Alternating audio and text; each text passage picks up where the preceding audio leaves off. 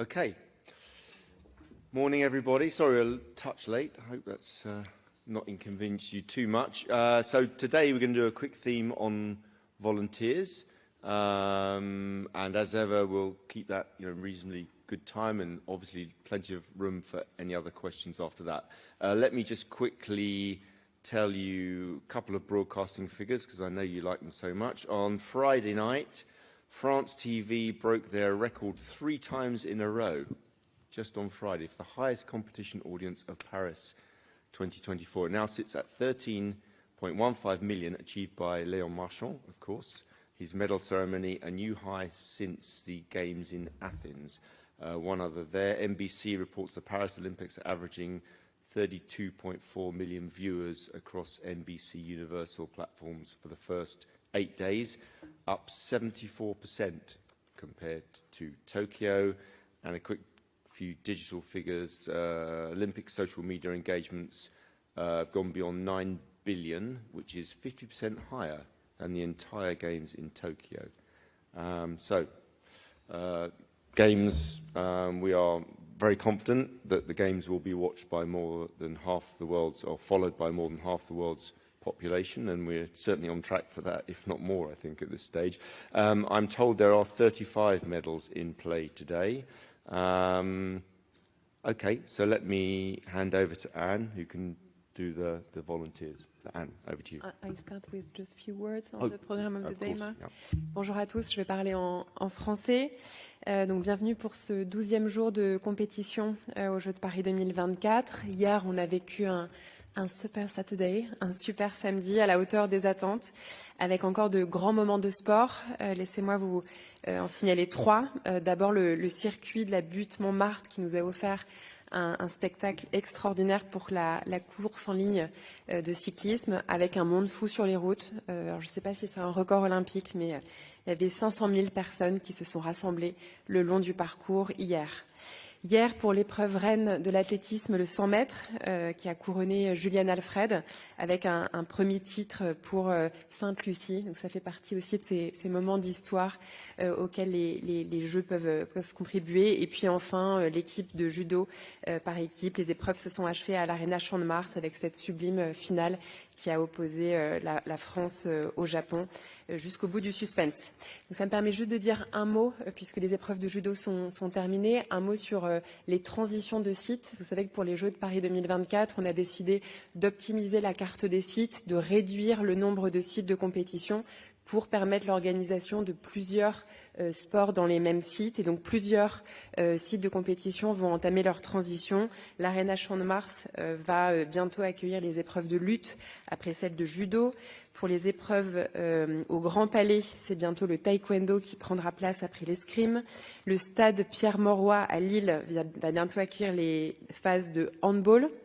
Ça me permet de vous rappeler qu'il y a des places encore à acheter à partir de 24 € pour les quarts de finale en handball.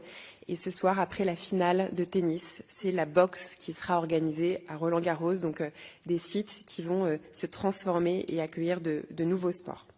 Aujourd'hui, un programme chargé encore avec 27 sports dans 23 sites de compétition. On va passer du coup au sujet du jour. Donc à côté de moi aujourd'hui, vous avez donc Alexandre Morédon-Condé qui est directeur en charge du programme des volontaires. Merci d'être avec nous ce matin. On a également 2 volontaires qu'on remercie vivement de leur présence, qui ont quitté leur poste pour être avec nous ce matin. Donc Rosa, qui est assistante de la délégation espagnole, et puis Fouzi, qui est le chef d'équipe à l'accueil des spectateurs à Paris, la Défense Arena, un super site de compétition où l'ambiance est formidable. Donc je donne tout de suite la parole à Alexandre pour vous dire quelques mots sur le programme des volontaires mis en place par Paris 2024. Merci. Merci beaucoup Anne. Bonjour à tous. C'est vrai qu'on est à une semaine après le début des compétitions. On voit des performances sportives qui sont incroyables et des images uniques grâce à la beauté des sites sur lesquels elles se déroulent. Moi, effectivement, aujourd'hui, je suis là pour vous parler des personnes qui contribuent largement à l'atmosphère des Jeux qu'on peut ressentir depuis une semaine. Et d'ailleurs, je voudrais en profiter tout de suite pour pour remercier les volontaires qui sont dans la salle. Donc merci à vous de faire vivre à tout le monde les Jeux de cette manière. Dans le cadre des Jeux olympiques et paralympiques, on a 45 000 volontaires qui sont mobilisés.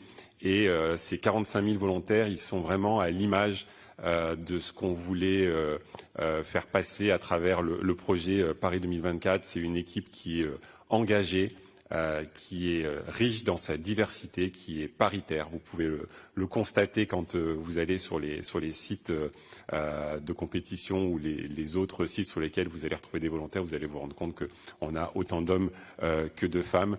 Mais la diversité ne s'arrête pas là. D'abord, on a travaillé beaucoup avec le mouvement sportif français. Il faut savoir que le bénévolat s'inscrit dans l'ADN du sport en France, puisqu'on a 16 millions de pratiquants qui pratiquent du sport au quotidien grâce à l'ensemble des bénévoles qui font vivre le mouvement sportif français. On a voulu aussi s'assurer d'avoir l'ensemble du territoire français qui était représenté. On a les 101 départements qui sont représentés. On a des volontaires qui viennent de plus de 150 pays. On a 20% de volontaires qui sont hors de France. Et on a aussi un chiffre dont on est très fier, c'est qu'on a 5%, un peu plus de 5% des volontaires qui sont en situation de handicap. Et c'était aussi un élément qui était très très important pour nous d'attirer un maximum de volontaires en situation de handicap. On en est très fiers. Et puis, quand on parle de diversité, c'est important aussi de se dire qu'on a toutes les catégories d'âge qui sont représentées. On a un tiers des volontaires qui ont moins de 25 ans, 10% qui en ont plus de 60, et tous les autres entre ces deux catégories d'âge. Donc vraiment, entre le plus jeune qui a 16 ans et la personne la plus âgée qui a 94 ans, on retrouve vraiment l'ensemble de la population. Ce qu'il faut avoir aussi en tête, c'est que les volontaires sont très engagés, puisque sur les volontaires qui vont participer aux Jeux paralympiques, la moitié d'entre eux auront déjà participé aux Jeux olympiques. Maintenant, quand on crée une équipe qui est diversifiée, il faut la préparer au mieux pour qu'elle puisse faire ce que vous pouvez voir depuis des jours maintenant. Et pour ça, on a mis beaucoup d'énergie sur la formation, la préparation des volontaires, qu'on puisse suivre de nombreux modules de formation, que ce soit en ligne, à travers plus de 800 modules de formation qui ont été créés. On a 94 sessions de formation qui ont été organisées sur les différents sites de compétition, rien que pour les Jeux olympiques, avec un taux de participation qui était très très fort.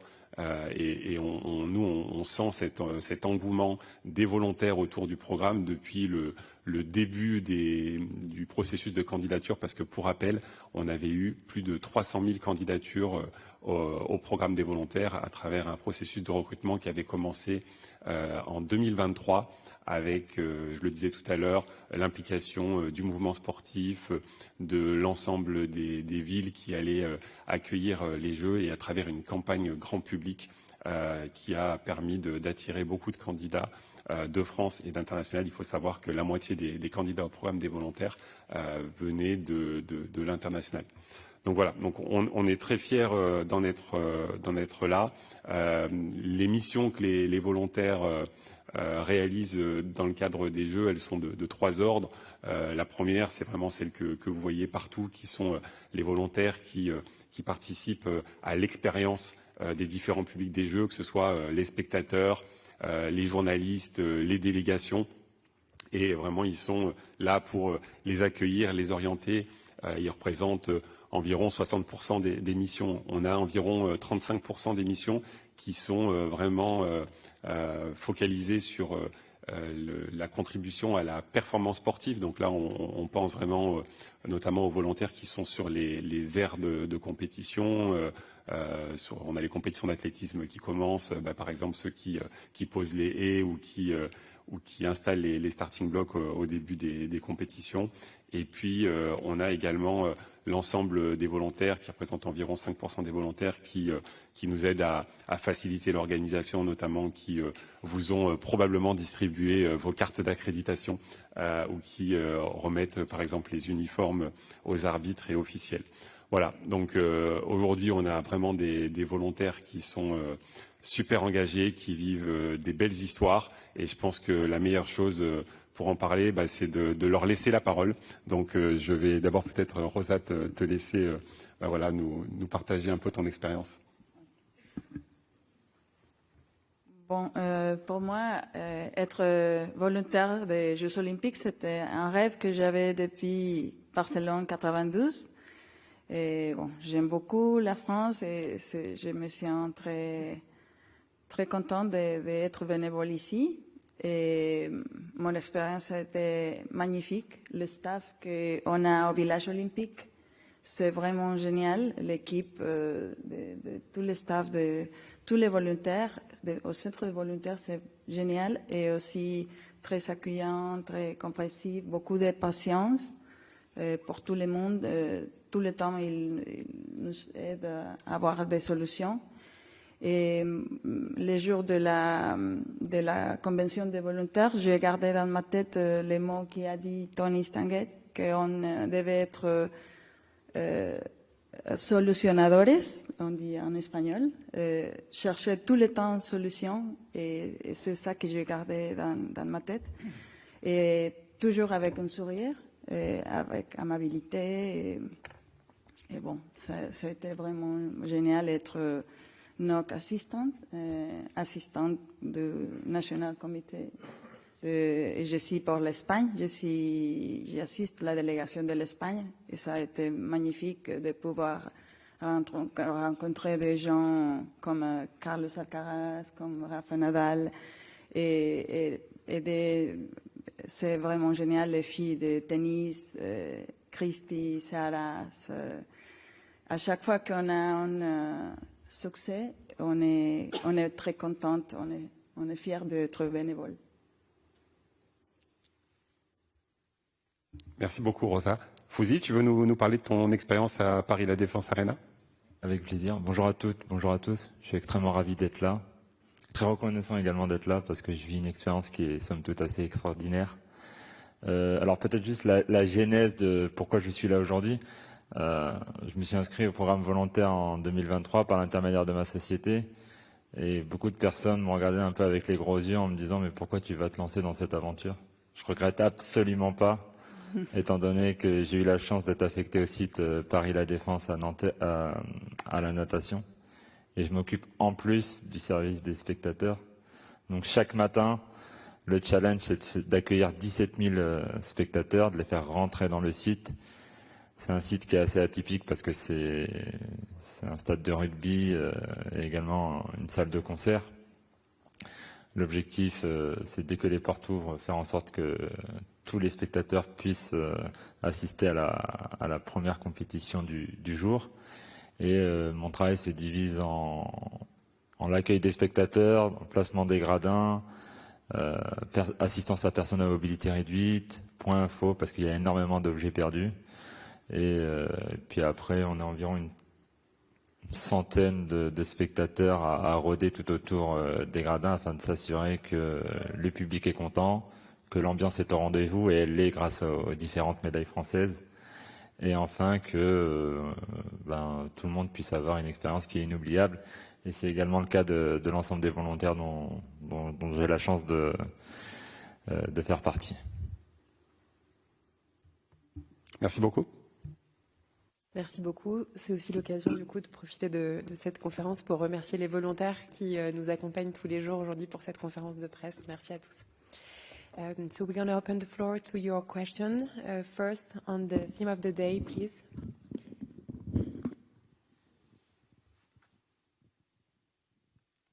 Bonjour Alain Mercier, Franjeu. Ma question porte sur les volontaires russes. Je sais qu'il y en a certains qui avaient été acceptés puis finalement refusés. Qu'en est-il aujourd'hui? Est-ce qu'ils sont là ou pas là? Merci. Bonjour. Comme on l'avait partagé dans le cadre de la candidature, enfin le processus de candidature, le programme des volontaires était vraiment ouvert à tous les volontaires du monde entier. Je le disais, on avait plus de 190 pays qui ont été candidats au programme des volontaires. Après, dans le cadre du processus de recrutement, comme on a pu le mentionner dans le passé, on travaille comme pour tous les accrédités des Jeux avec les services de l'État qui procèdent à une enquête administrative et qui sont décisionnaires sur notre capacité à proposer une accréditation à un volontaire ou non. Donc c'est finalement les services de l'État et le SNEAS qui ont le dernier mot sur les personnes qui rejoignent le programme des volontaires. Est-ce qu'il y en a? On en a peu, mais on en a. Ok, merci. Other question? Yes. So. Bonjour, je voudrais savoir si vous aviez des précisions sur le nombre de spectateurs hier. Est-ce que vous savez où ils étaient réunis pour le cyclisme? C'était majoritairement en dehors de Paris, à Paris. Merci. Alors, c'était pas sur le thème, mais donc j'ai pas de précision. C'était le long de la route. C'était un chiffre qui était officiellement donné par la préfecture de police. Peut-être maybe on the theme of the day. Est-ce qu'il y a d'autres questions sur le thème du jour pour les volontaires? Okay. It seems to be very clear. Merci à tous. Thank you. Oh yes, sorry, sorry. What? Thank you. Wakako Yuki from the Yomiuri Shimbun. To the leader, the diversity, yes, I went to many venues and met many different, look like nationalities, as well as frontiers with impairments. How does those diversity, as well as you have to work in a team, brought experience for enlightening people amongst frontier, as well as how people involved in the games. Any experience from the actual frontiers would be very welcome. Also, one more, the knowledge base. Of course, volunteer people would have learning curve, but when you approach to a new venue asking for entrance, things so forth, often you are directed to somewhere else and then directed to somebody else.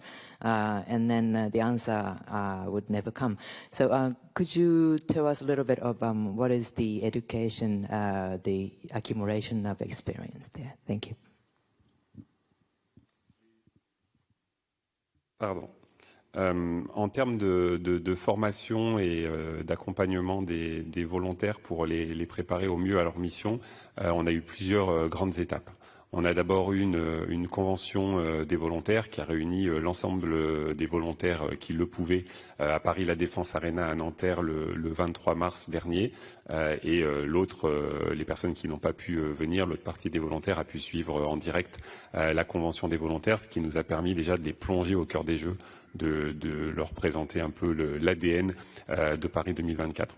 Ensuite, ils ont suivi une formation en ligne générale sur les grandes thématiques autour des Jeux, et ils ont reçu en même temps un guide du volontaire qui leur donnait un certain nombre d'informations complémentaires.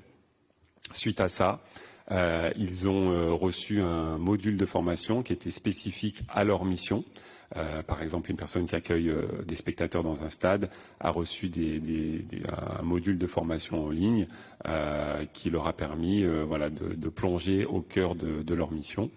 Ils ont ensuite eu un webinaire qui était dédié à leur site sur lequel ils allaient évoluer. Donc là, c'est l'équipe du site qui a organisé ce webinaire pour leur présenter le fonctionnement du site, qu'ils puissent découvrir leur équipe, etc.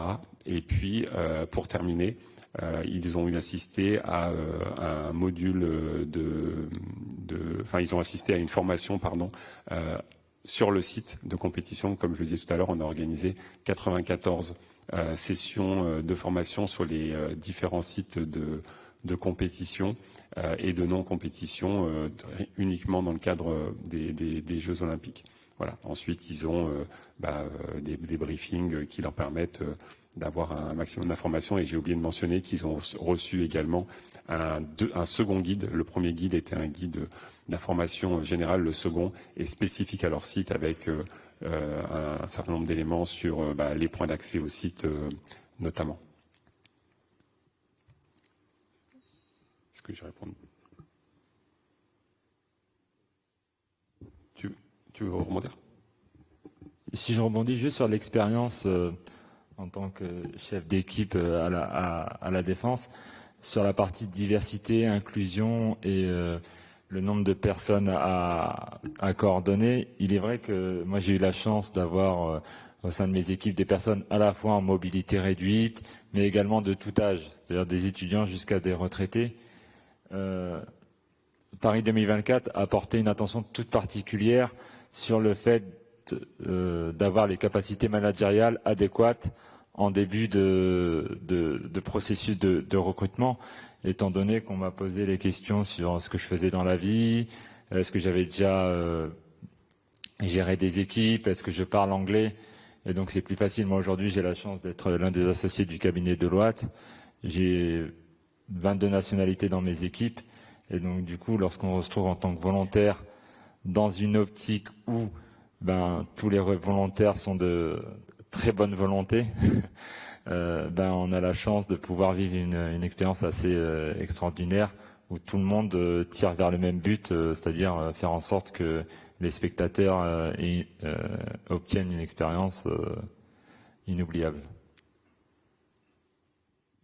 Merci. Other questions?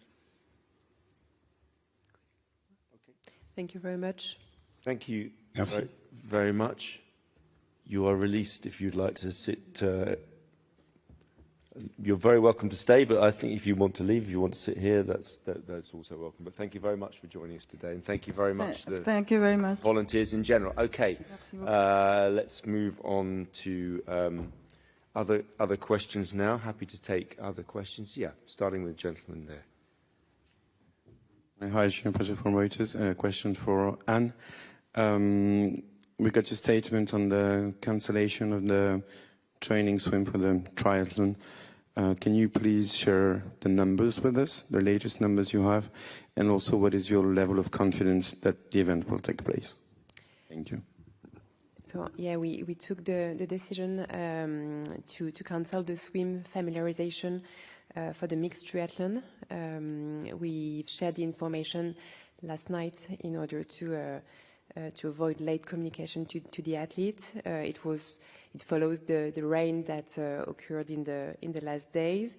We're expecting improvement in the next hours. I don't have the last figures, but we are expecting improvements regarding the weather forecast. And as we've seen, sun, heat have a very positive impact. So we're hopeful that we can organize the competition tomorrow, and we will take the decision as planned tomorrow morning regarding the last samples. Yeah. Another question? It's a bit of a slow Sunday so far. Yes. Question over there. Hi, it's a question for Mark. It's Mike Keegan here from the Daily Mail. There was a story, Mark, that came out last night that basically said that the IBA had sent a letter to the IOC in June of last year. And in the letter, it gave detail on the tests that have now been reported quite widely and the fact that one of the boxers had shown up an XY chromosome. I just wondered what the IOC's response was to that and whether that letter is legitimate and whether the IOC actually have been shown the detail from those tests. Well, first off, it won't surprise you to know that I'm going to repeat the line that those tests are not legitimate tests. So there was indeed a letter. Yeah, I can confirm that. But the tests themselves, the process of the tests, the ad hoc nature of the tests are not legitimate. And you'll also expect me to tell you that I'm not going to discuss the individual intimate details of athletes in public, which I think is pretty disgraceful for those who've leaked that material. Frankly, to be put in that position must be awful, on top of all of the social media harassment that these athletes have had. As I say, we did receive a letter. As I've been through in chapter and verse yesterday and the day of President yesterday, me the day before and the day before that, the way that material was shared is against legal, ethical, and all other measures. And you know, you only have to look at Human Rights Watch, Amnesty, Sports Rights Alliance, who also will tell you that these are severe attacks on the rights of these women involved. So I'm not going to comment. A letter was sent, the testing, the method of the testing, the idea of the testing, which happened kind of overnight. None of it is legitimate and therefore doesn't deserve any response, particularly not in detail. Sorry, very wary of confidentiality, Sure. but can you share what is behind you saying that this test does not meet, you know, the criteria? There's no reason for the test. The test was, as far as we can see, taken arbitrarily. Decision which I've seen reported related also to the competition where one of the boxers beat a Russian boxer. Now, I don't know if there's any truth in I know that the boxer did meet and beat a Russian in that competition. But the very fact that the decision to do the testing was taken on the spot there, under what purpose, under what the test was for, I don't know. As I say, as far we managed to do away with sex testing in the last century, so not quite sure what the foundation for the testing was. We don't really know kind of very much more about it than that. But yes, we did receive a letter, but we won't deal with the contents of that letter. Yes, lady at the back there. Are you confident that the rules, the gender eligibility rules that are in place for this boxing competition would withstand, if they were taken to the Court of Arbitration for Sport, that they would stand up to that test by a rival athlete? Yeah, I mean, I'm not a lawyer, so I couldn't say. I would think that as I say, those eligibility rules have been in place for 2016, 2020, and now they've continued to be in place. These two boxers, to repeat again, born as girls, registered as female passports, have fought at a senior level for 6 years with no issues. So I'm not a lawyer, and I don't know how CAS works, but I would think there's quite a lot of precedence that would be the case. Yeah, gentleman here. Christoph Becker from Frankfurter Allgemeine Zeitung in Frankfurt. On that letter, you're saying you received it in June 2023. I believe on June 7th, recognition was withdrawn from IBA. At that point, did you have the letter then, or did it I come don't to know your about the office time. after? To be honest, I don't know about the exact timing. I can look Okay. into that. And then a question to Anne on the Seine, which is supposed to feature the marathon swimming later in the week. At what point would the IOC decide on whether to hold that race? Would that be a decision on the day as well, or would it be a decision that has to be taken earlier, as you know, if you want to get to the optional venue at the rowing? Would you decide on that a day prior or two? Thanks. It really depends on the context, and we know we are doing a daily test on the quality of the River Seine, so it really depends on the last result we have. We took the decision yesterday evening regarding the last result we had, but the plan is that the decision is taken on the morning. Yeah, Reuters down there. Question for Mark. After the first day of competitions in the boxing and the reactions we saw there, we've seen much more positive reactions coming from the athletes themselves regarding this matter. How do you see this shift in the atmosphere, especially in the boxing community, and also from the Hungarians who decided not to go and take it up with other bodies? Thank you. I mean, I think as ever, it's in my view, it's when kind of social media meets reality. And I think a lot of people actually, when they started to read the facts behind the case and read the actual journalism around the case, when people discovered the truth around the case, then it became much more nuanced. Of course, there are very many different views, but you start to see that actually it isn't, unfortunately, we love in social media, don't we, that everything is black and white, and there's an answer for everything that can be done immediately overnight. It's not the case. These issues are much more nuanced than that, but I think, and it's more difficult to explain very important nuances about human rights, about data protection, about the right to privacy. Those are very difficult things to write about in 140 characters or whatever the character limit is now. I think they've done away with it some time ago. But I mean, I think when you start to get a proper informed debate, you actually start to see people understanding the issue more. They can still have their views and they're entitled to their views, but I think that's the reason why it's become a much more balanced debate, and much less a kind of a shouting match that you tend to get these days on social media. Yeah, gentleman here, and we'll come back across. Jay Busby, Yahoo Sports. You had mentioned, obviously, this is a very nuanced debate. Will there be a move at some point to move away or to broaden the definition of what is a male and a female beyond just using the passport as kind of the final determination, because that is sort of a straightforward issue, a straightforward document? Is there a move to at some point after these games, obviously, to broaden that definition beyond simply using the passport as the final definition? Well, I mean, this is an ongoing debate. I mean, this is not just in boxing.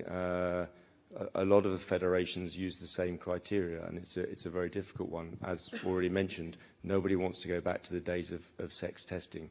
I imagine that there will be discussion about this. There is continuing discussion about this, and yeah, I can imagine that discussion will continue, but I'm not a member of an IF, but I imagine each IF needs to have a look at their own rules and make sure they're happy with them. They clearly were happy with them for these games. And if they, consider that they should discuss them, look at them afterwards, then fine, all well and good. But I wouldn't give them any guidance myself, to be honest. Yeah, gentleman there. Thank you. I'm Jun Kaneko from Mainichi Newspaper of Japan. My question is about COVID-19. We have seen some cases that some athletes tested positive for COVID-19 so far.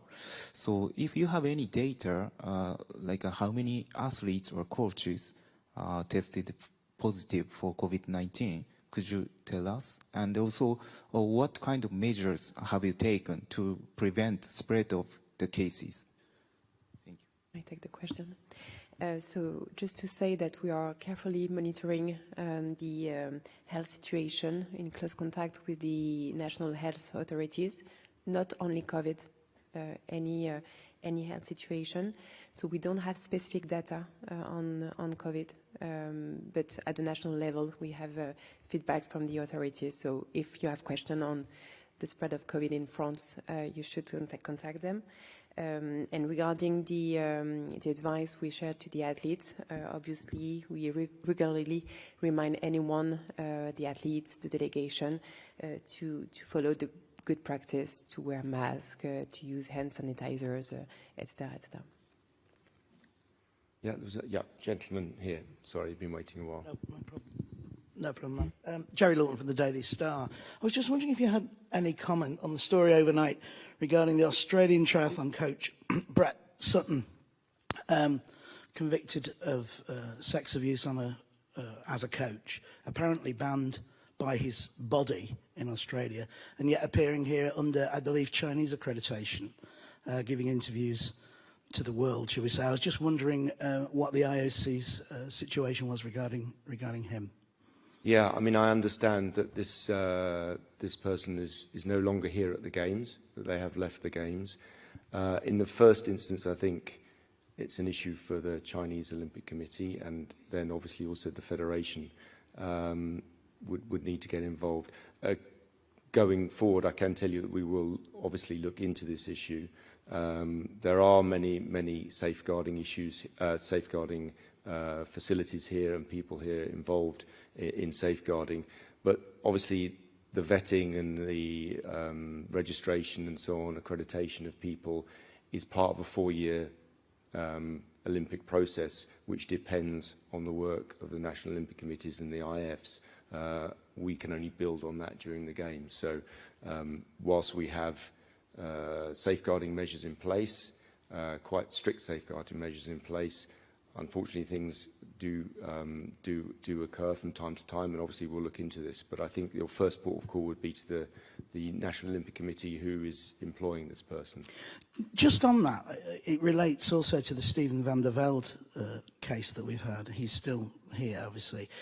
Could you just explain to the layman why the IOC doesn't seem to be in charge of its own competition and you defer everything to the national? I mean, just explain that for a layman, Sure. you know, why that happens. Okay, so I mean, the National Olympic Committee is like a super team. So if you have a team of football, for a football tournament, it's the football team that chooses the players.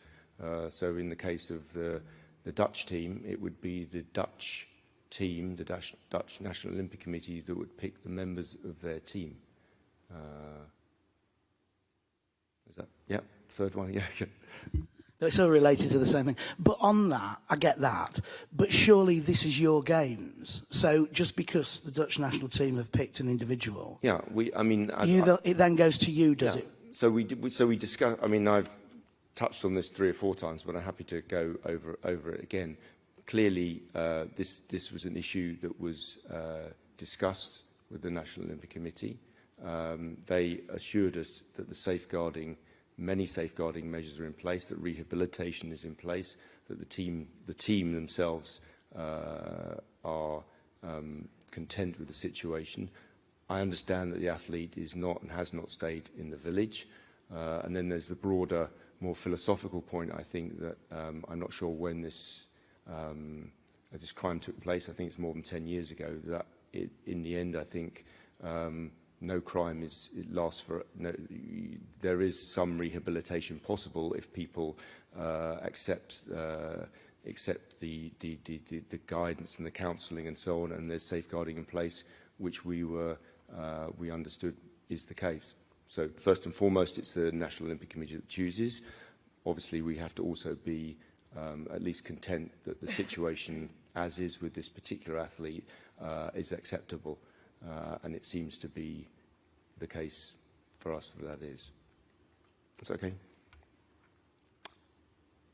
Yeah, gentleman here.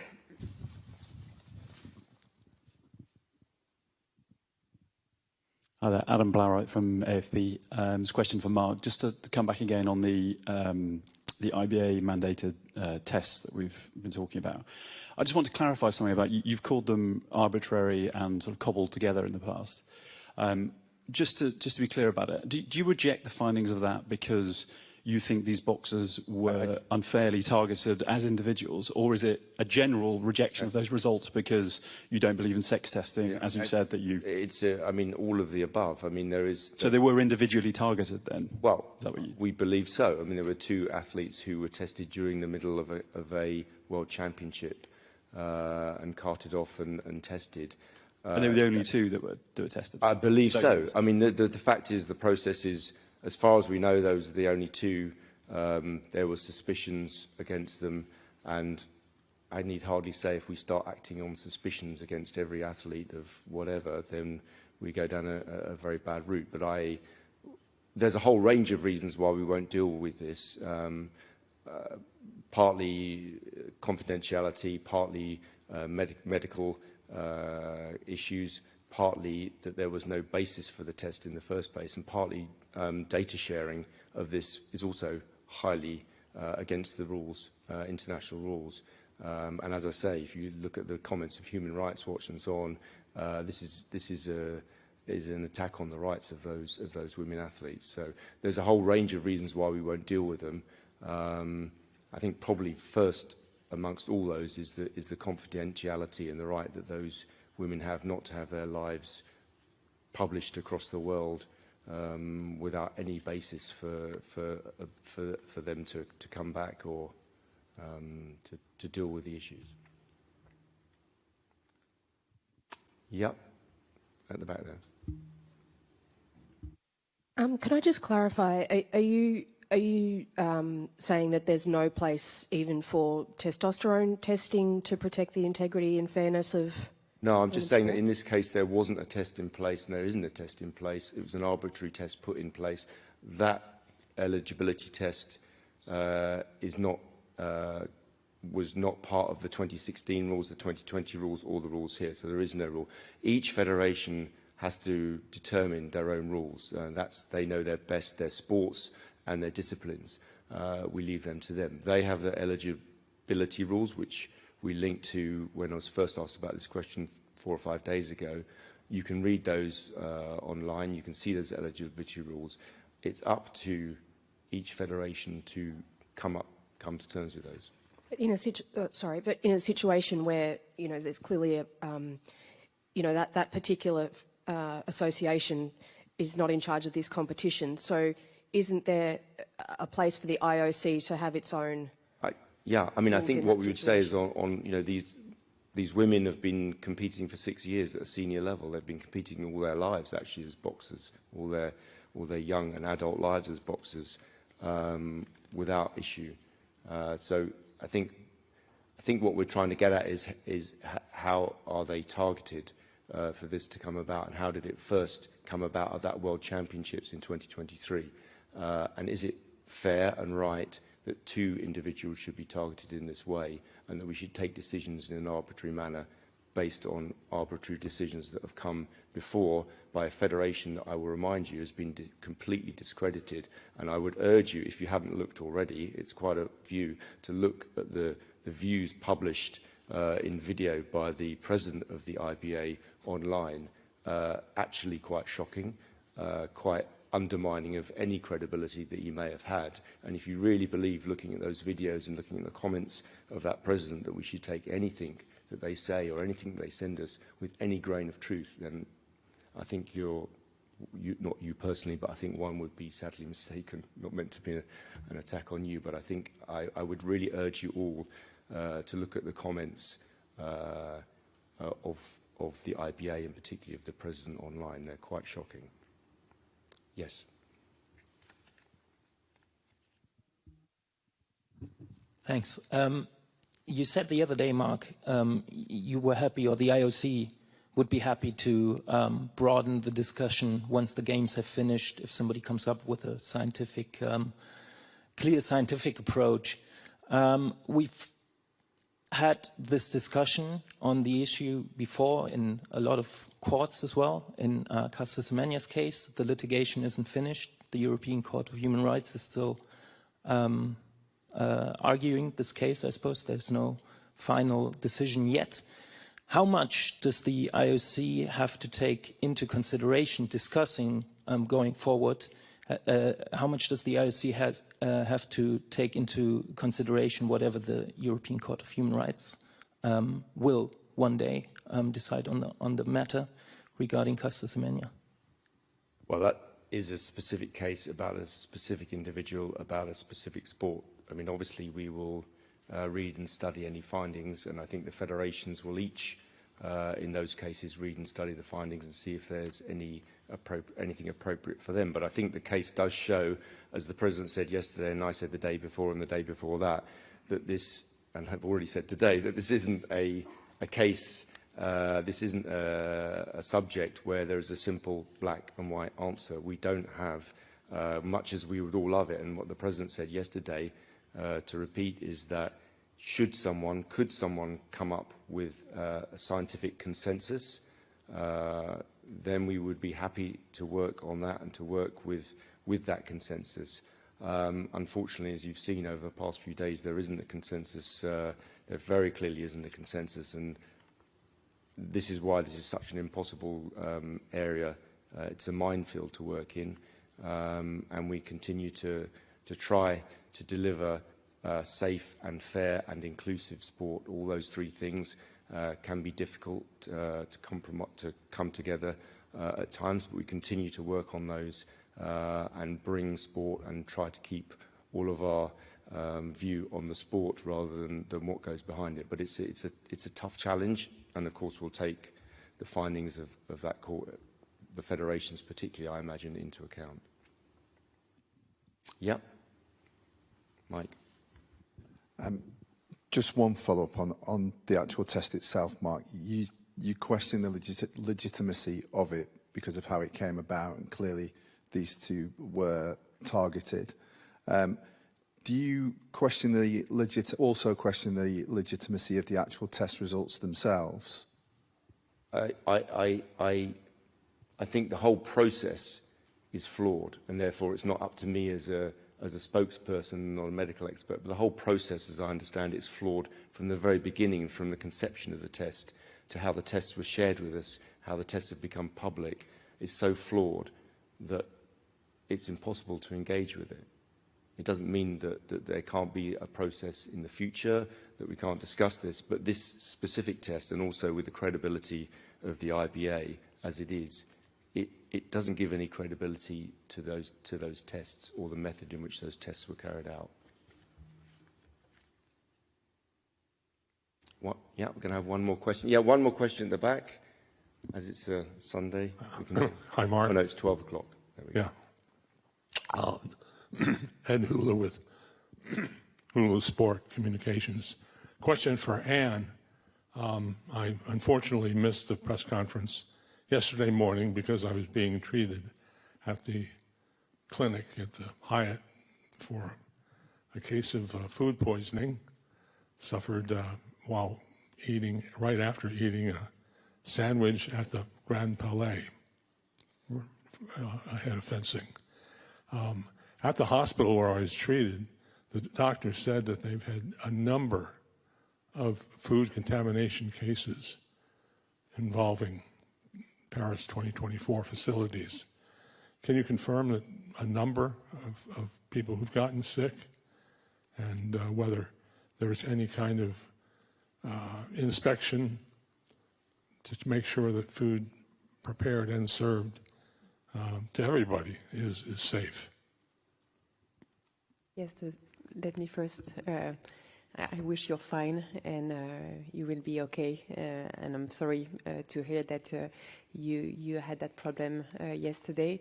As far as I'm concerned, I'm not aware of other cases, so I cannot confirm what the doctor said to you. Is it possible to get a listing or a number? Yeah, we can check. Because they take our the credentials. medical team if there are other cases that have been reported. Yeah, thank you.